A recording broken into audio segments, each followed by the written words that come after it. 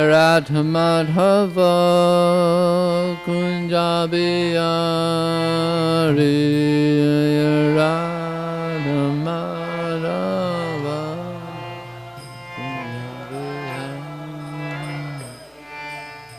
Gopijana Vallabha Girivana Dari Gopijana Vallabha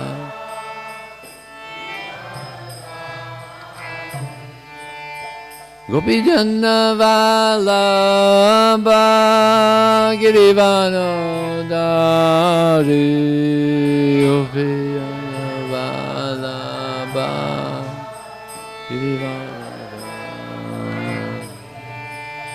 Yasodandana Madhujana Ranjana Yasodandana Yasodandana Madhujana Ranjana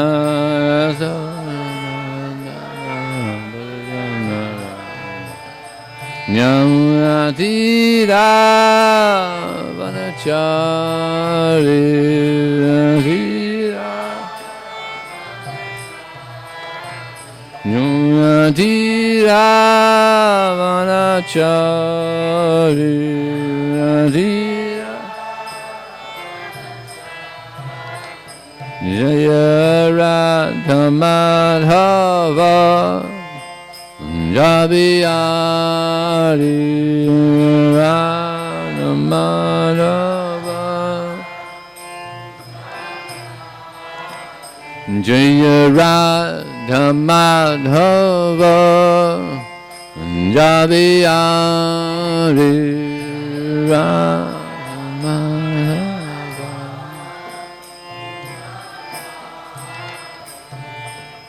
Gopijana Vallabha Girivana Dari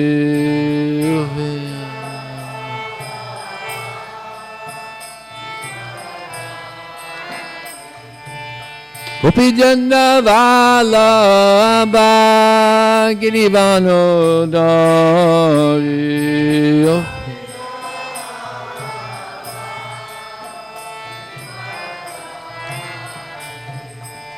Yasodandana Madhujana Ranjana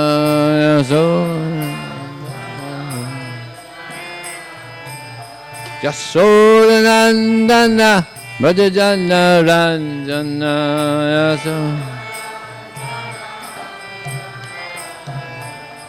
Yamunatira Vanachari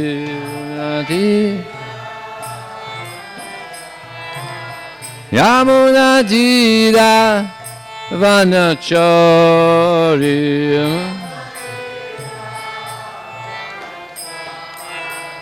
Jaya Radha Madhava Kunjabiyari Radha Madhava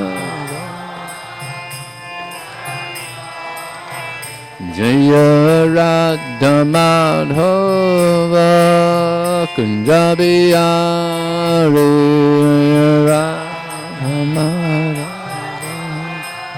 Kunjabiyari Jaya Radha Madhava Punjabiyari Radha Madhava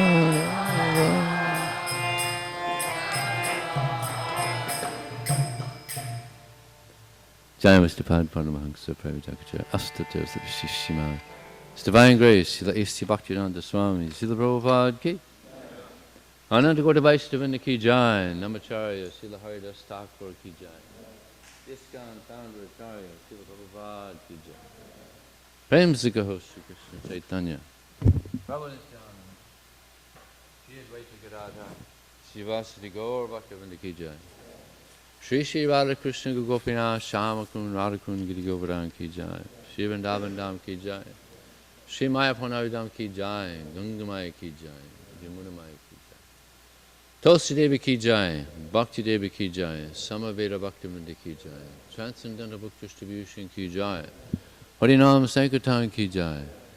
Go Premanandi. All glories to some devotees. All glories to some devotees. All glories to some devotees.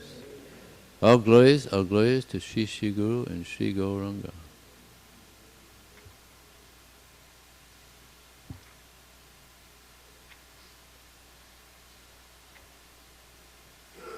Om Namo Bhagavate Vasudevaya.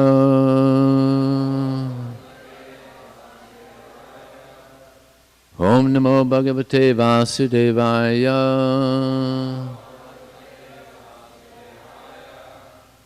Om Namo Bhagavate Vasudevaya.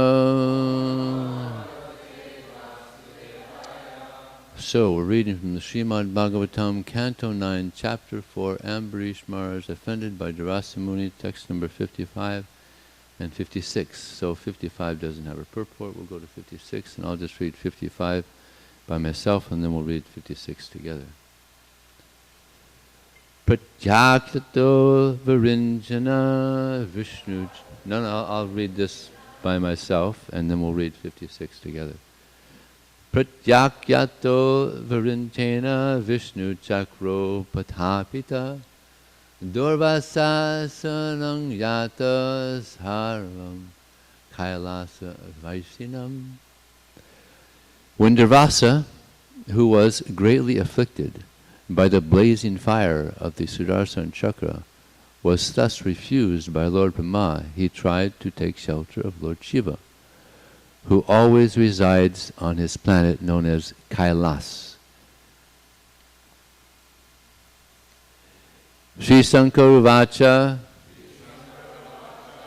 Vayang Na Tata Pavavama Bhumni Yasmin Pare Anye Api Aja Jiva Kosha Bhavanti Kale Na Bhavanti Hidrisha Sahasraso Yatra Vayang Brahmana Brahmama Sri Sankara Vacha Vayang Natata Prabhavhama Bhumni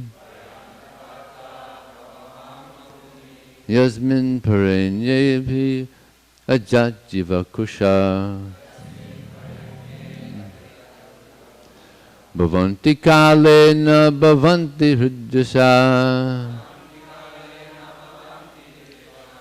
Sahasraso Yatra Vayang Brahmama Sri Sankara Vacha Vayam Natata Prabhavhama Bhumni Yasmin Parenyev Yajajiva Kosha. What happened?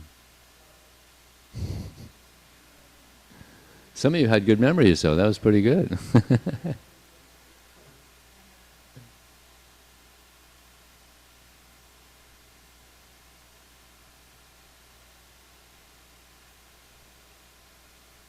Little technical pause here. Vayam natata prabhavhama bhumni Yasmin parenye yajajiva kosha Bhavanti kalena bhavanti hridasha Sahasraso yatra vayam brahmama. Sri Sankara Vacha Vayam natata prabhavhama bhumni Yasmin parenye yajajiva kosha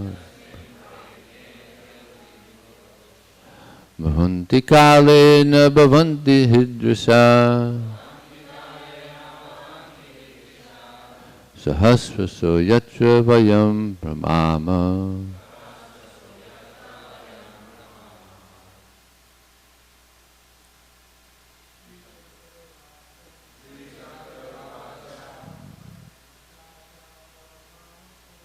Vayam natatam prabhavham bhumni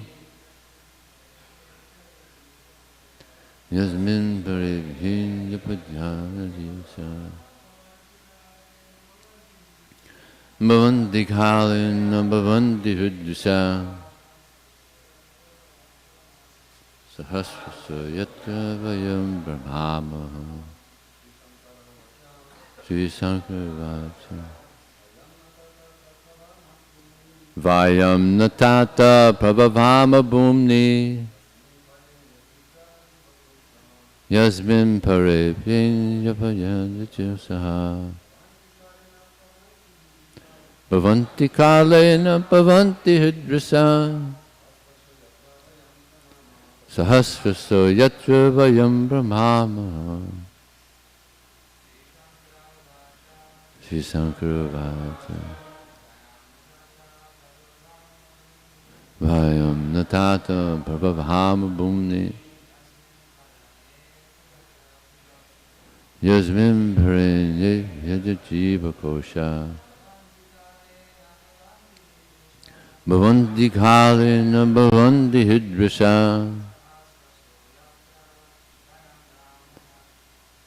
sahasraso yatra vayam brahmama. Sri Sankara Vayam natata prabhavama bhumni yasmin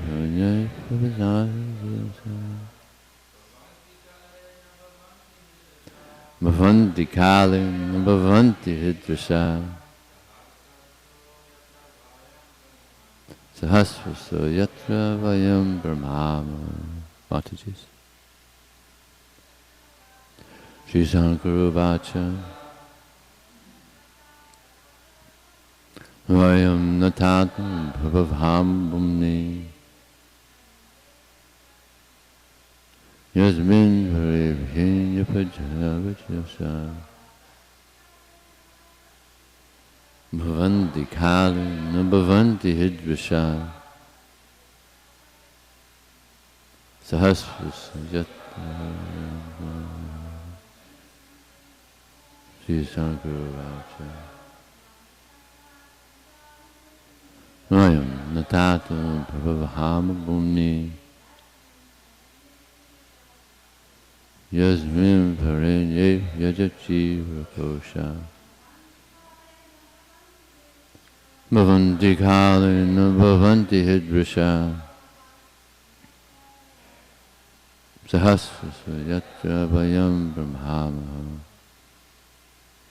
Sri Sankara Vacha, Lord Shiva said, Vayam, we, na, not, tata, O my dear son, prabhavama, sufficiently able, bhumni, unto the great Supreme Personality of Godhead, Yasmin, in whom, Pare, in the transcendence, Anye, others, Api, even, Aja, Lord Brahma, Jiva, living entities, Kosha, the universes, Bhavanti, can become, Kale, in due course of time, Na, not, Bhavanti, can become, He, indeed, Iddusa, like this, Sahasrasaha, many thousands and millions, Yatra, wherein, Vayam, all of us, Brahmamaha, are rotating. Translation and purport by His Divine Grace, Srila Prabhupada Ki. Lord Shiva said, "My dear son, I, Lord Brahma, and the other demigods who rotate within this universe under the misconception of our greatness cannot exhibit any power to compete with the Supreme Personality of Godhead. For innumerable universes and their inhabitants come into existence and are annihilated by the simple direction of the Lord." Purport. There are innumerable universes in the material world, and there are innumerable Lord Brahmas, Lord Shivas, and other demigods. All of them rotate within this material world under the supreme direction of the Supreme Personality of Godhead. Therefore, no one is able to compete with the strength of the Lord. Lord Shiva also refused to protect Durvasa, for Lord Shiva also was under the rays of the Sudarshan Chakra sent by the Supreme Personality of Godhead. Om Jnanatabadandasya Jnananjana Salakaya Chakshrim Militam Jena Tasmai Sri Gurave Nama Mukum Krotavachalam Pangum Mangaite Garim Yatkripa Tadaham Bande Shri Gurum Dinataranam Vanchakalpa Tubhyascha Kripa Sindhubhyevacha Patitanam Bhavnevyo Vaishnavevyo Namo Namaha. Jaya Shri Krishna Chaitanya Prabhu Nityananda Shri Advaita Gadadhar Srivasadi Gaur Bhaktivinoda. Hare Krishna, Krishna Krishna, Hare Hare, Hare Rama, Rama Rama, Hare Hare. So here we're seeing that Lord Shiva also was not able to give protection to Durvasa. What's interesting is that Durvasa, he was a partial incarnation of Lord Shiva. And he was a devotee of Lord Shiva. But even in that circumstance, Lord Shiva couldn't give him protection. And he was even saying that here it's mentioned that he was also being burned by the Sudarshan Chakra. So he was kind of like, I can't help you, but that Sudarshan Chakra, it's hot. Can you move on to try to get help somewhere else? It's not going to work here with me. So Durvasa, of course, he was disappointed that Lord Shiva wasn't able to help him. Another thing is that Lord Shiva, he knew that Durvasa, he had offended a great devotee. And Lord Shiva, he's also a great devotee. Vaishnavanam Yatashambhu, he was the greatest Vaishnava. So he knew that you've offended a great Vaishnava, so there's nothing I can do. I'm sorry.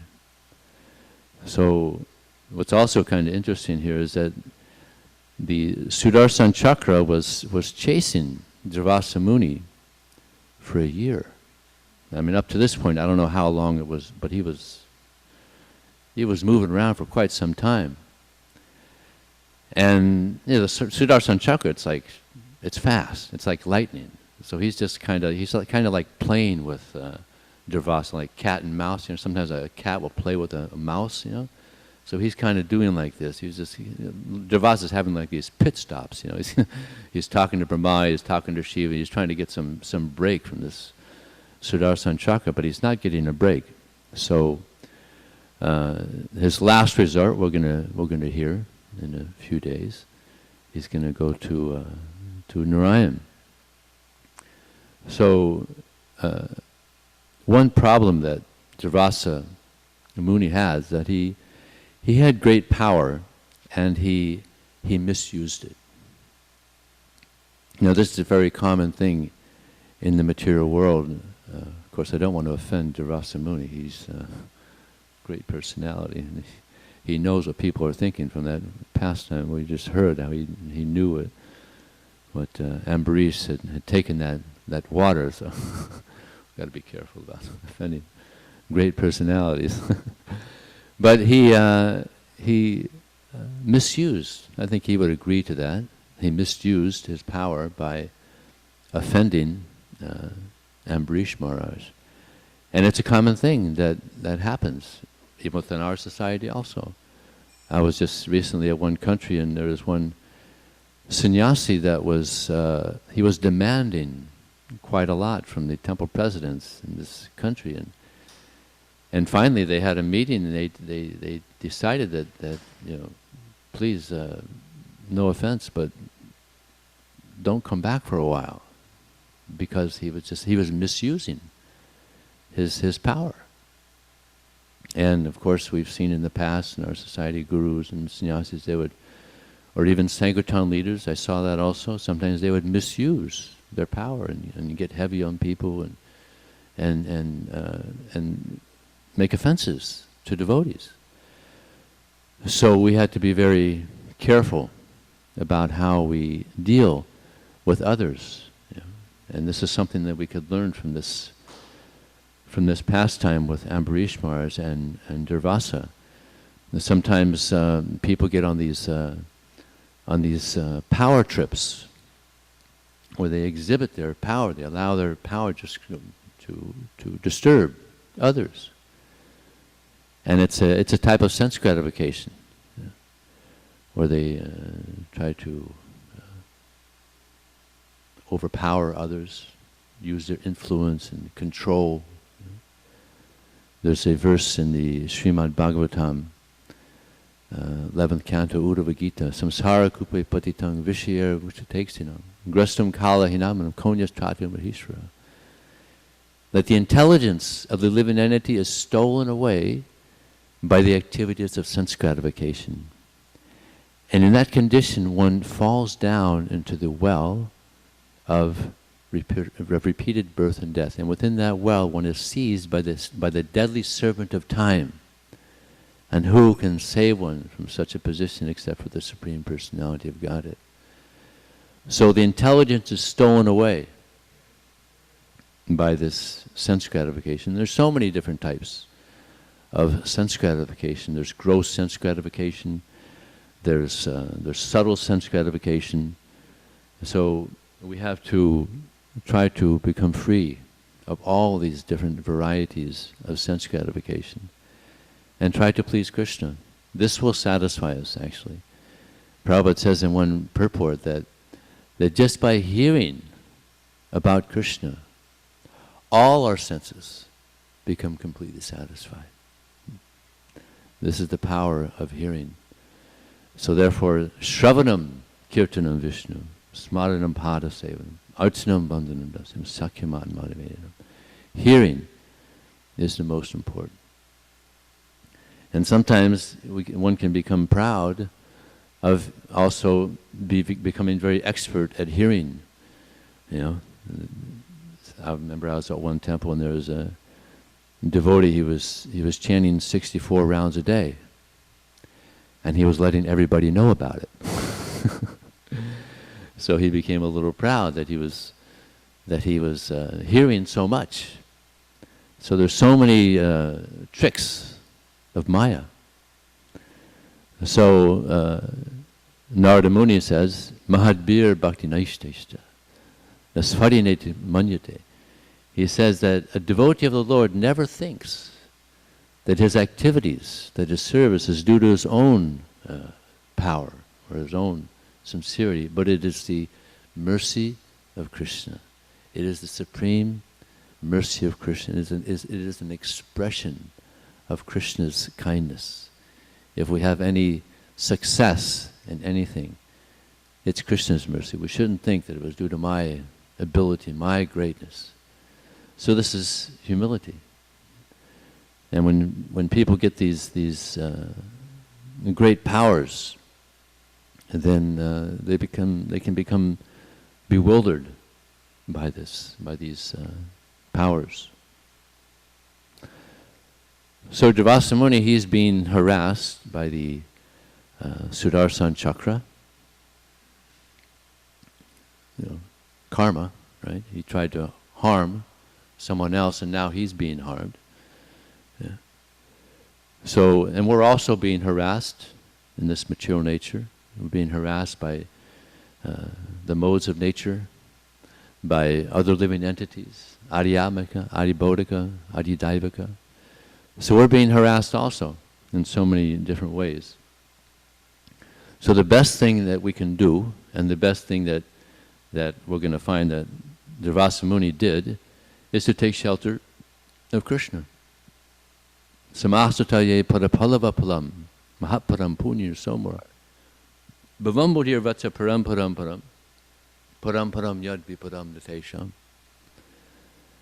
That for one who has taken shelter of the lotus feet of Krishna, who is also the shelter of the entire cosmic creation, for such a person, this entire ocean of material existence becomes no bigger than the water contained in the hoofprint of a calf.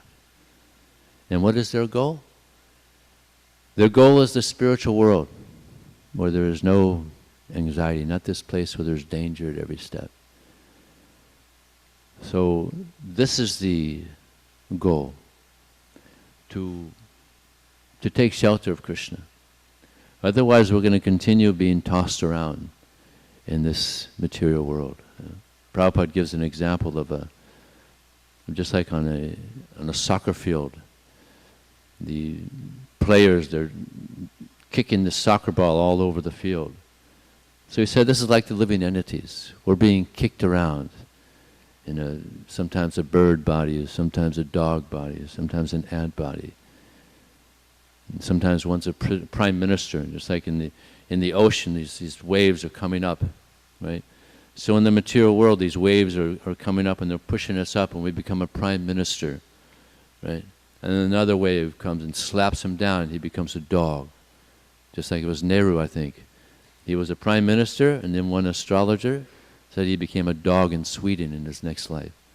So he became a prime minister, then you become a dog, you become a bird, you get shot down by a hunter, then you become a lion, you get captured by a hunter. So this is the material world. We're being tossed around. So the goal is to get out of this being tossed around in this ocean of material existence and take shelter of Krishna. This will bring satisfaction to the soul, and this is what we're searching for. This is the desire of the living entity, is to take shelter of Krishna. And Srila Prabhupada was speaking about this, and he said, what is the difficulty? So this is in France, he was speaking to some devotees, so he wanted some discussion. What is the difficulty in taking shelter of Krishna and surrendering to Krishna? And one devotee said, Bogai svaya prasaktanam tayaparichitesam. That the living entity becomes attracted to this material nature, to enjoying this material world, the opulence and the sense gratification. But this doesn't bring satisfaction to the soul. So Prabhupada said, yes, the problem is we become diverted. We become diverted from the goal of taking shelter of Krishna. So in this material world, there's so many diversions. Maya is very expert at diverting the living entity. So therefore we have to be very, very, very careful in this path of bhakti and not be diverted. I was just reading this book by Jamuna. This is a biography of Jamuna, an amazing book. And she was expressing how she had become so attached to Srila Prabhupada. And it was really enhancing her devotional life to become attached to Prabhupada.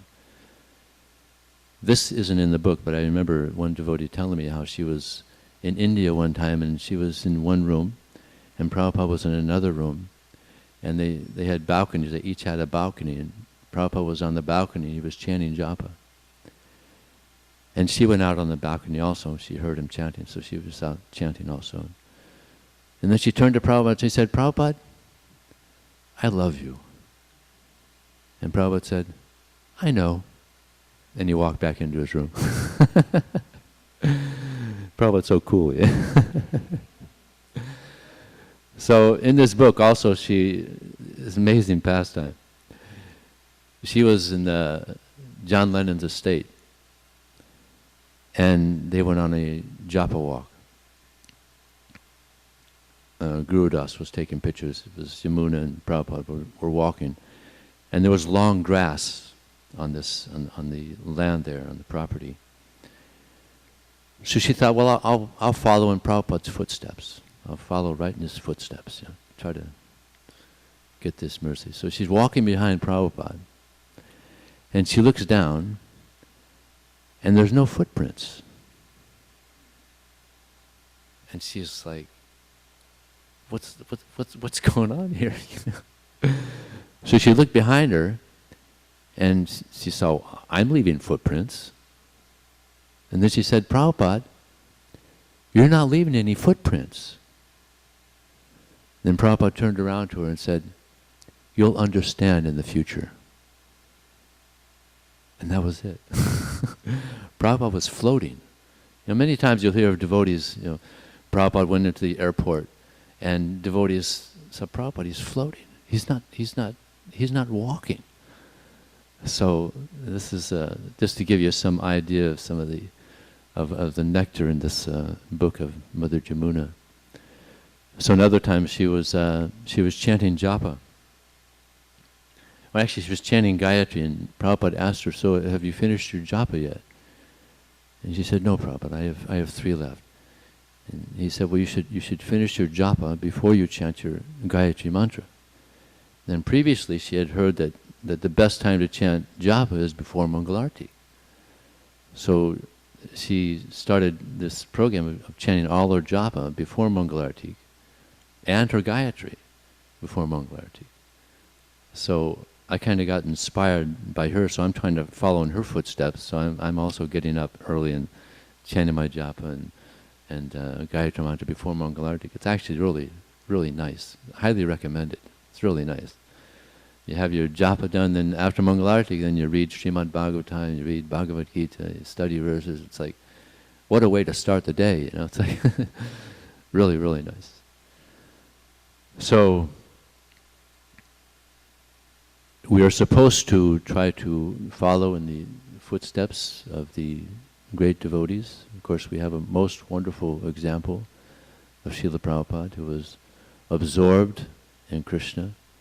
Just many times in his classes he'll say, 24 hours a day we have to be absorbed in Krishna. Of course, we have to take some rest. But if we're sincerely serving Krishna throughout the day, then sometimes you'll also dream of Krishna. I remember I was at a Sankirtan festival one time, and after the morning program, one devotee came up to you and said, Vijay, last night you were having a dream, and while you were sleeping, you lifted your hand up in the middle, and you said, excuse me, sir, where are you coming in from? So I was thinking, okay, that's a cool dream. I don't remember it, but if we're absorbed in devotional service and thinking of Krishna, then we'll also dream of Krishna. So somehow we have to think of Krishna. And we've got this wonderful process of thinking of Krishna. So many wonderful pastimes of Krishna. Just like this Ambarish Maharaj, such an amazing devotee. So hearing the glories of the devotees, hearing the glories of Krishna, this purifies us. And this is the goal. We want to get purified. Prabhupada was speaking about this.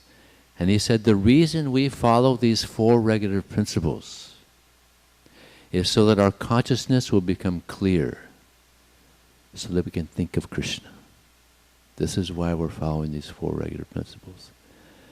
And we all have certain tendencies, just like Durvasa Muni, he had this tendency to get angry, right? But actually he should have controlled that. We should always control our lower tendencies. Vacho vegam manasa krodha vegam, jiva vegam urupasta vegam. that these urges, this lust and anger and greed, this tendency to become controlled by these lower natures, it's not good. We have to control, we have to restrict. The more we're able to restrict these material tendencies, the more we're going to advance in our spiritual lives. So we have to control all these material tendencies. And how do we control them? We have to control them by getting the higher taste. Visaya vanivartante niraharasya. The embodied soul may be restricted from sense gratification, though the taste for these objects is still there, but experiencing a higher taste in Krishna consciousness, he's able to continue on in his service to Krishna. So we should pray to Krishna for this higher taste, so that we're not brought down to these lower modes of nature. Vegam means this urge. So vacho, the urge to speak. Sometimes someone might say something to you and you get upset and you want to say something, to retaliate. But no, we should control. Yasmin no vejite lokan, Yasmin do you know that verse? Yasmin no vejite lokan, lokan no vejite chaya. And Krishna says in the 12th chapter that one who is not agitated by others, nor agitates others, is very dear to me. So someone may speak in a way that's agitating to us, but we should just control it. Control our speech. Just be tolerant.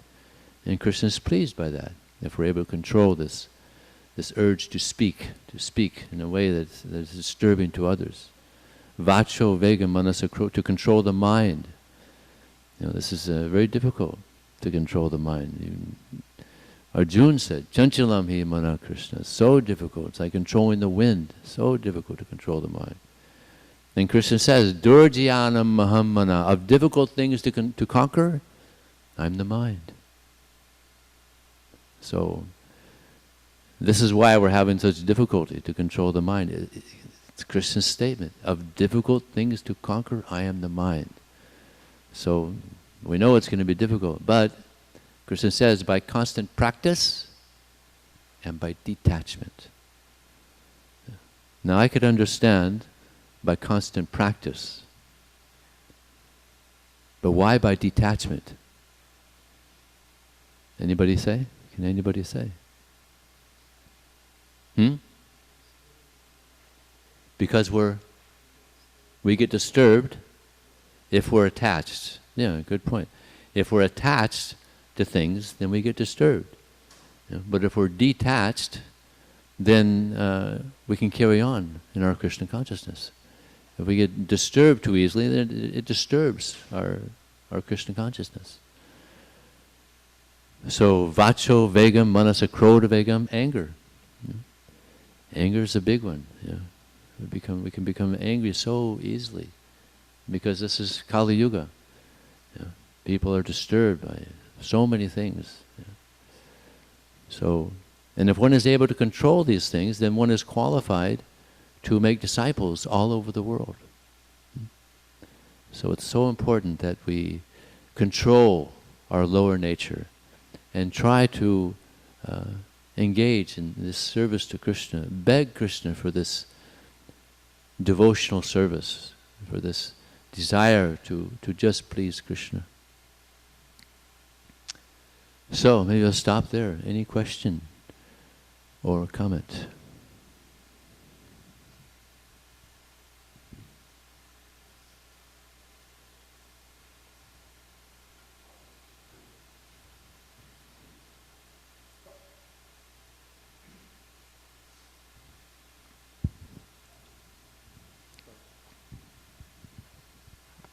I had a question.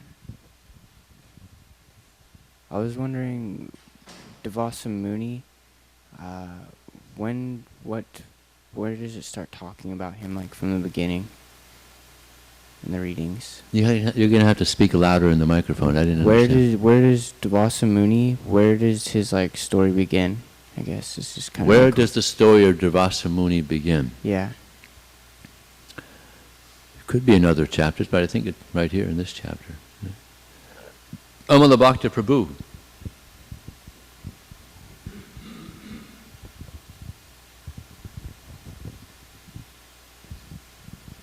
Just to tag on to the question that was just asked, as far as Durvasa Muni come, he just happens to wander into the kingdom.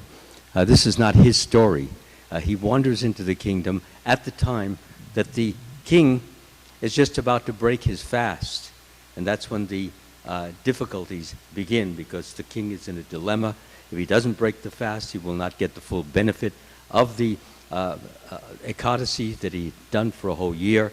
And if he does break the fast, then he violates the etiquette of eating before a very advanced holy man. So Durvasa's, this is not his story. He enters into many different stories, and we get to see, as you very nicely pointed out, Vijaya Prabhu, that even though a person may have many mystical powers, it doesn't necessarily mean that they have controlled the various lower emotions, such as you mentioned, anger. Now, the interesting thing about this is that had he not exploded due to the fact that he felt that he was being insulted, had he not exploded, had he been peaceful, had he been calm, the normal thing for him to have done is to ask, why have you eaten before me? That is not the etiquette. Instead of actually getting so upset, so disturbed, as if he was automatically accusing the king without asking the question as to why it was done. And therefore he tried to kill him to set an example for the people in the kingdom. In other words, he accused the king of being a fraud. You have no right to be a king because you're setting such a bad example, when actually he wasn't doing that. The point is that when we feel anger coming in, as you mentioned, best thing is to keep it down, keep it quelled, and ask questions, because you may find an answer that